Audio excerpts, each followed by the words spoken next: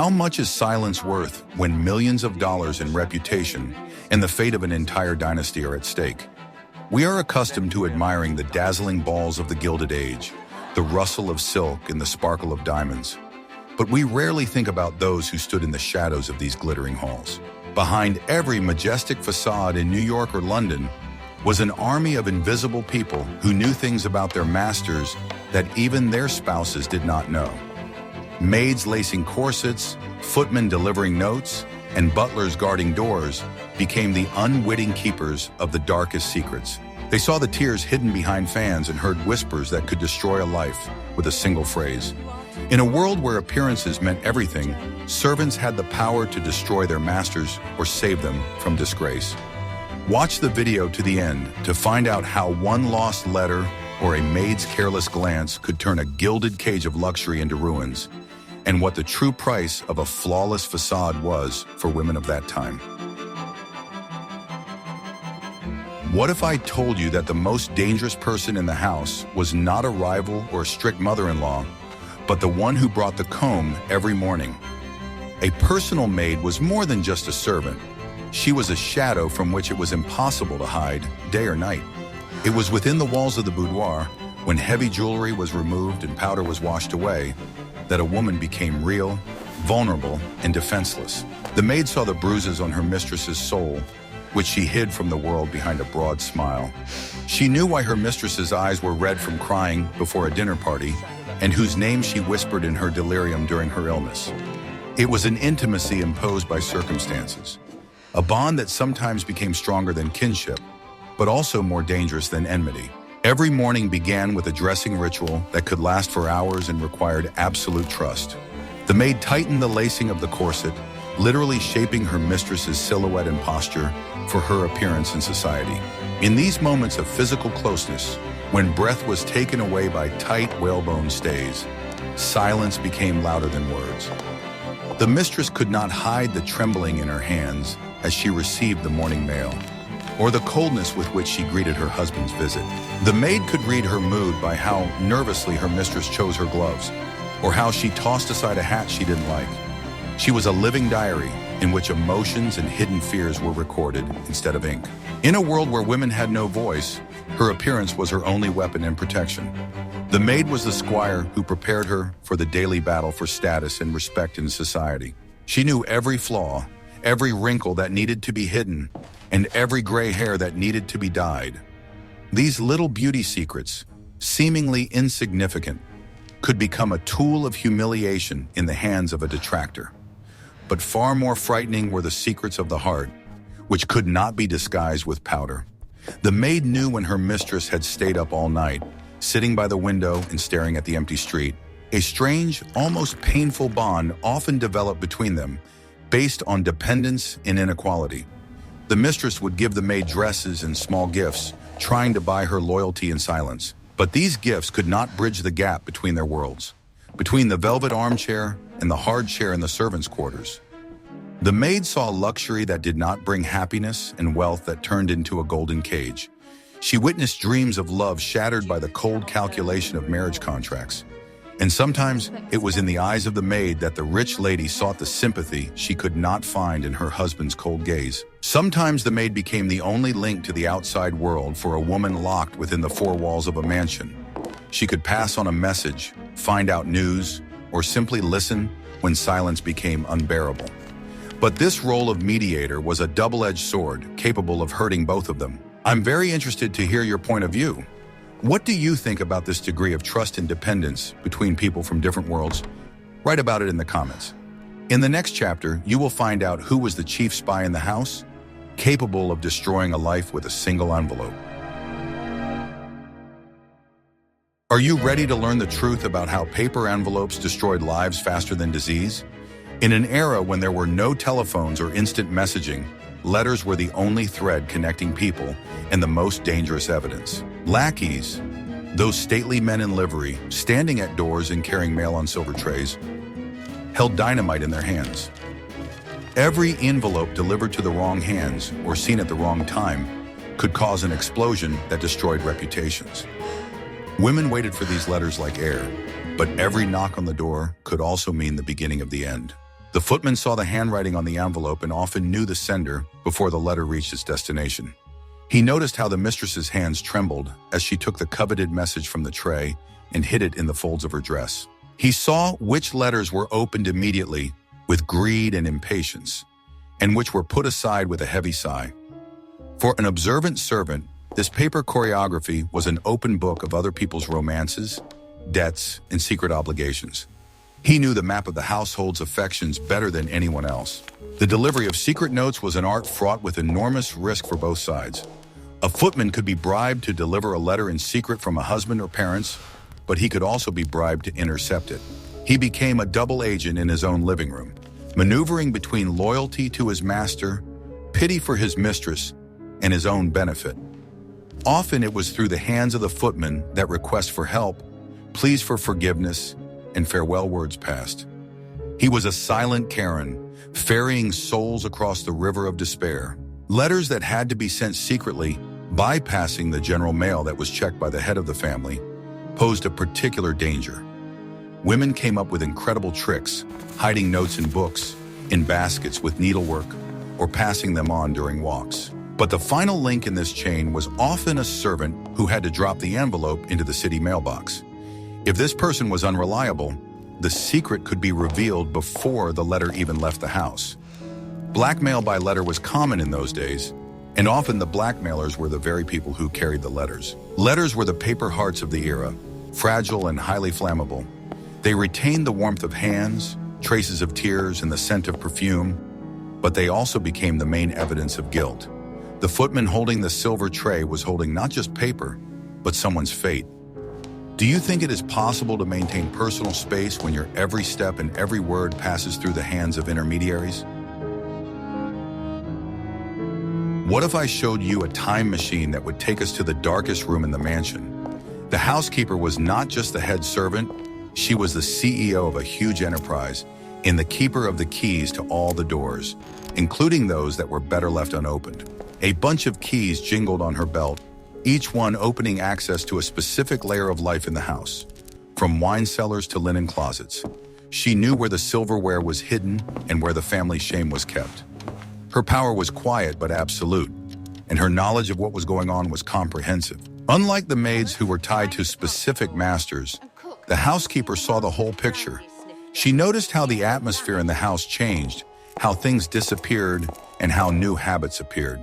She controlled expenses and saw the bills, which allowed her to trace the secret lives of the inhabitants of the house. Strange expenses for medicines, unexplained disappearances of food, orders for carriages at unusual times.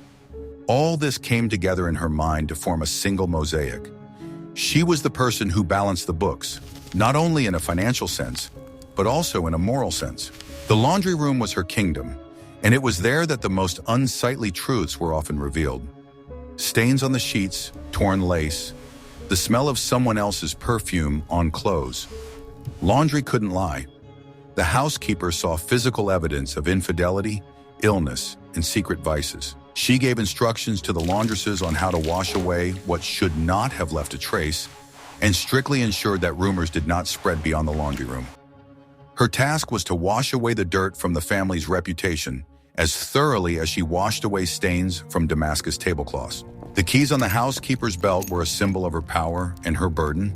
She locked the doors at night, but she couldn't lock away the truth.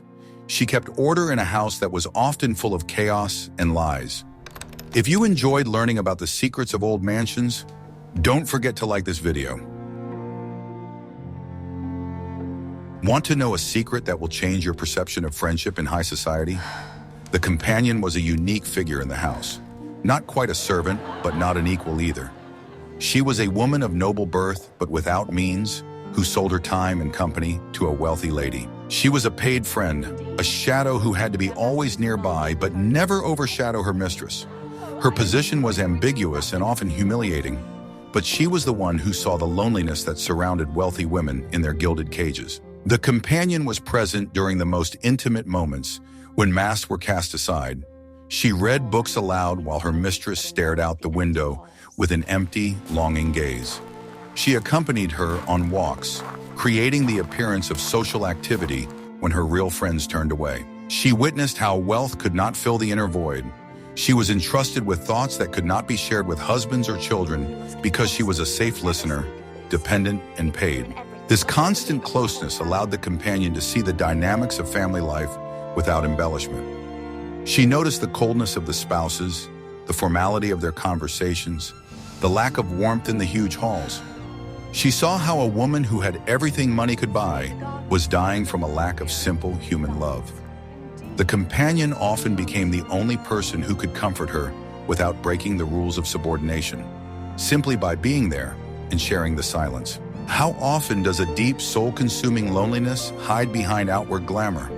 In the next chapter, you will learn how an ordinary family dinner could turn into a battlefield where porcelain and silver served as weapons. The kitchen in a large house was a separate state, living by its own laws, but inextricably linked to life upstairs. The chef, cooks, and dishwashers working in the basement somehow knew everything that was happening in the dining room. Food was the language spoken by the masters, and the servants knew how to translate it. An untouched plate, a nervously crumpled napkin, a broken glass. These were all signs of trouble that were interpreted without fail. The kitchen knew about discord in the family before it began to be whispered about in the living rooms. Lunch was the central ritual of the day, the stage where family dramas were played out. The servants who served the food saw tense faces, heard the ringing silence or the exchange of barbs. They noticed who was not talking to whom, who was drinking too much, and who was barely holding back tears. Returning to the kitchen with trays, they brought with them not only dirty dishes, but also fresh news. The master didn't look at the mistress again. This whisper spread among the steam and smells of roast meat, becoming part of the overall picture. Food often became a tool of control or protest. Women, deprived of the opportunity to express their dissatisfaction openly, could refuse to eat, bringing themselves to exhaustion. It was a silent cry for help, which the kitchen was the first to hear. Cooks racked their brains trying to satisfy capricious appetites, not understanding that the problem was not the sauce, but emotional pain. Plates returned full were a symbol of rejected care and domestic coldness. The servants in the kitchen also saw the flip side of the luxurious receptions. They knew how much effort and money was spent to impress the guests. They saw the hostesses' hysterics before the ball when the cake was not the right shade or the game was not cooked enough. For them, a glittering reception was hard labor, a marathon for survival amid the heat of the ovens. This contrast between the fun upstairs and the sweat downstairs created a special, cynical attitude toward the whims of the masters. The kitchen was the heart of the house, pumping blood food through its veins. But it was also its brain, analyzing every change in the family's organism. But if the kitchen knew the inner workings, who guarded the borders of the house from the outside world? Are you ready for the shocking truth about who really decided who would be accepted into society and who would become an outcast? The butler was not just a servant who opened the door. He was a Cerberus guarding the reputation of the house, a living filter between the chaos of the street and the order of the hall. His face was an impenetrable mask, and his voice was an instrument of diplomacy. He knew all the creditors by sight, could distinguish a secret lover from a distant relative, and with a single glance could make it clear to a guest that he was not welcome. It was the butler who stood guard over the fine line that separated private life from public scandal. His duties included managing the flow of visitors, which required incredible tact and cunning.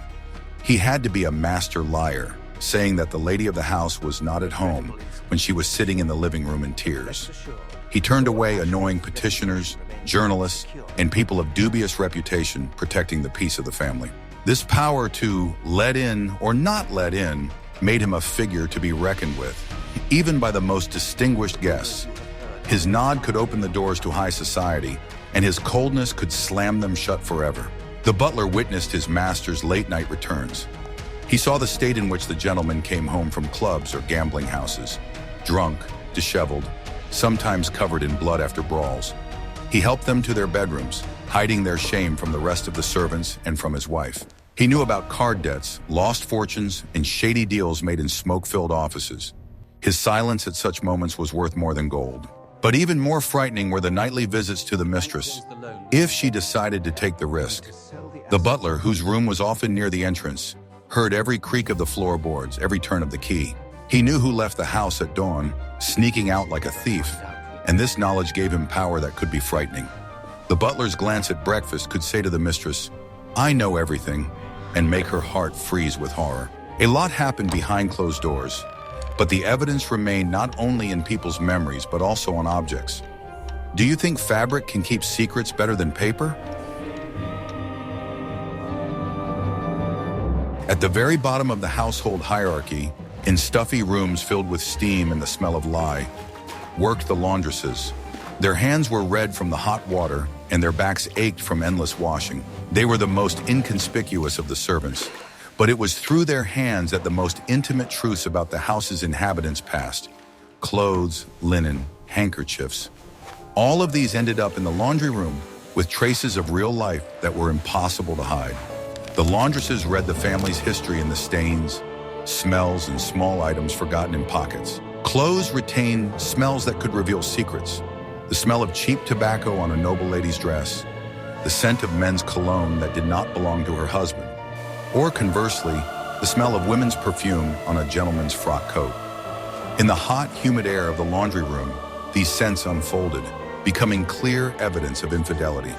The laundresses whispered among themselves, discussing where the smell of a stable came from on a ball gown or why a pillowcase smelled of medicine. The stains were even more telling. Traces of wine spilled by a trembling hand. Blood stains that had been attempted to be washed out in cold water. Traces of dirt on the hem of a dress that should not have left the house in rainy weather. Each stain was evidence of an event they would rather forget. The laundresses had to remove these traces of sin and carelessness, restoring the items to their original whiteness. It was a job of erasing memories, cleansing the family's conscience by cleansing their clothes. The pockets of clothes sent to the laundry were a treasure trove of secrets. Servants often found forgotten notes, theater tickets, gambling bills, or even small pieces of jewelry there. These finds could become a reason for blackmail or simply a topic for gossip. A handkerchief with someone else's monogram forgotten in a pocket could destroy a marriage faster than any rumor. Laundresses knew that the contents of pockets were a map of their master's secret movements. Underwear, the most intimate item of clothing, spoke volumes.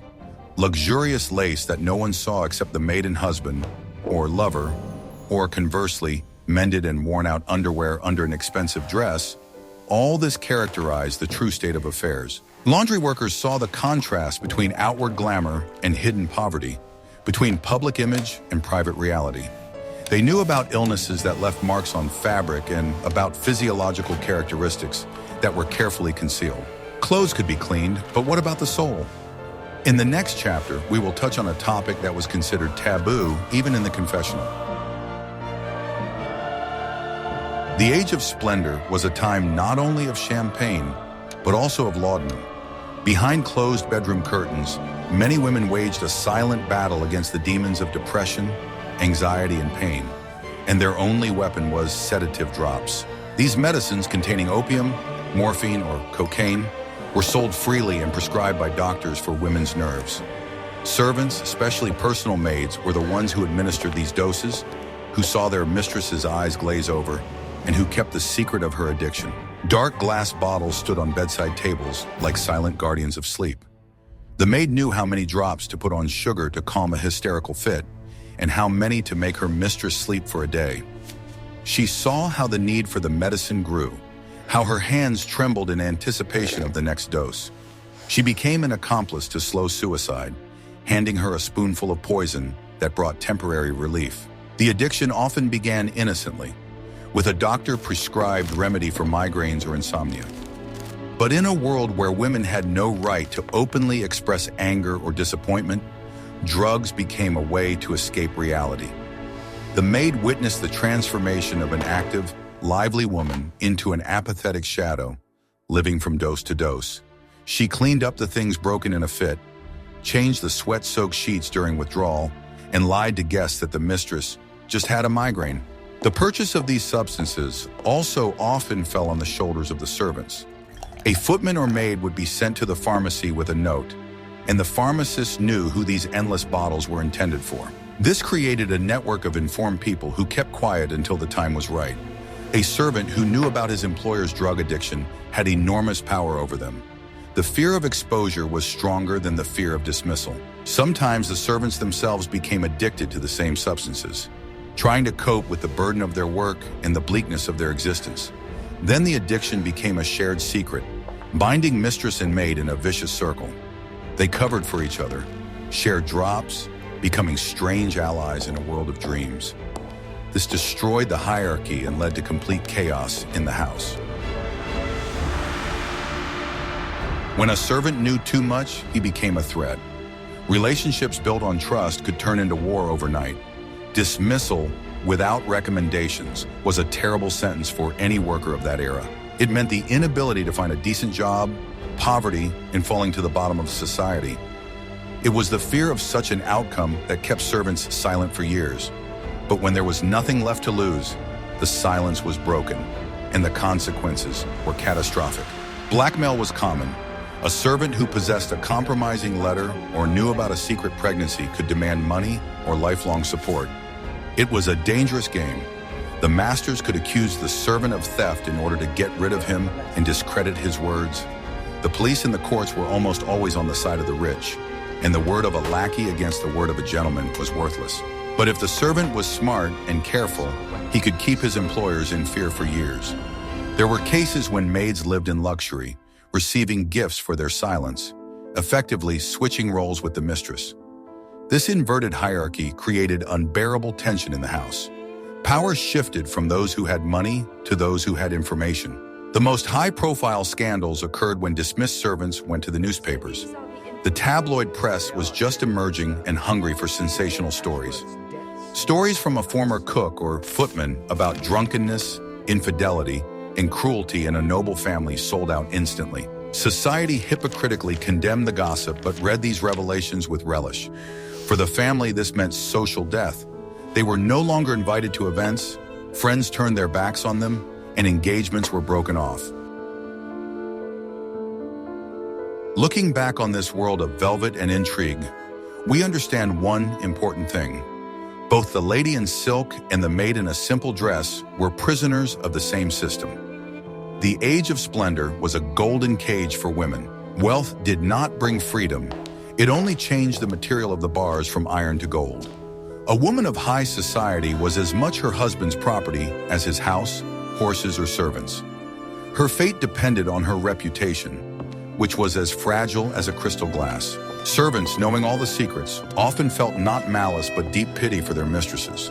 They saw that behind the diamond necklaces lay chains of obligation. They understood that the happy life envied by the poor was often just a beautiful backdrop for a drama of loneliness and alienation. This understanding gave rise to a strange closeness, a shared victimhood in a patriarchal world. We have lifted only a small corner of the veil that hides the secrets of the age of splendor. Behind every fan, every letter, and every closed carriage stood a human story. A story of love, betrayal, fear, and hope. The servants were the guardians of these stories, invisible chroniclers without whom we would never have known the truth. Their silence was a shield, and their words were a sword. That era is gone, leaving us only with beautiful dresses in museums and the majestic ruins of former grandeur. But the feelings these women experienced, the pain of betrayal, the fear of loneliness, the thirst for love, are eternal and understandable to us today. May their stories serve as a reminder that real life is always more complicated than any pretty picture. How much do you think the role of reputation and public opinion has changed in the life of a modern woman compared to that era? Share your thoughts in the comments. Your opinion is very important to us. And, of course, subscribe to the channel so you don't miss out on new journeys into the mysteries of the past.